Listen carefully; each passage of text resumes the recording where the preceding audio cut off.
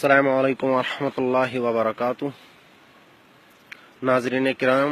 मैं मुदस्सिर जमाल राज़ा सलफ़ी अपने भाइयों को ये पैगाम देना चाहता हूँ कि उसूल अहनाफ, हकीकत हनफिया, मुक़ल्लिदीन की असल दलील क्या है। ये इस वक्त हमारे हाथ में उसूल करखी है, जो कि फ़िक़्ह हनफिया की उसूलों की किताब है। छपी है मोहल्ला खान का देवबंद से, मकतबा इमदादिया महाजर मक्की से, और इसके राइटर हैं अबुल हसन करखी। इसके सफ़ा नंबर 41 और उसूल नंबर 28, कायदा नंबर 28 पर लिखा हुआ है, हर वो हदीस जो हमारा असहाब के कौल के खिलाफ हो, इसे नस्ख पर महमूल किया जाएगा, या ये समझा जाएगा कि वो अपनी हमपला हदीस के मारिज है। फिर कोई और ऐसी दलील या इन वजूह तरजीह में से वजह तरजीह लाई जाए जिनके साथ हमारे असहाब फुक़हा अहनाफ हुज्जत कायम करते हैं, या इसे तत्बीक पर महमूल किया जाएगा और दलील कायम होने की मुनासबत से ही ऐसा किया जाएगा। लिहाजा अगर नासिक की दलील कायम हो जाए तो इसे नासिक पर महमूल किया,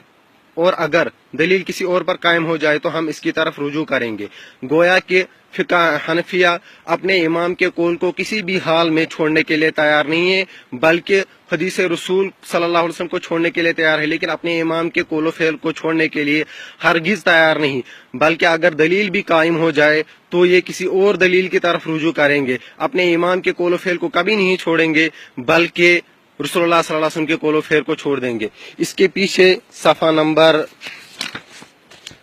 नंबर ये इस वक्त उसूल करखी सफ़ा नंबर 39 और कायदा नंबर 28, उसूल नंबर 28 लिखा हुआ है कि आपकी आसानी के लिए मैं पूरा अच्छी तरीके से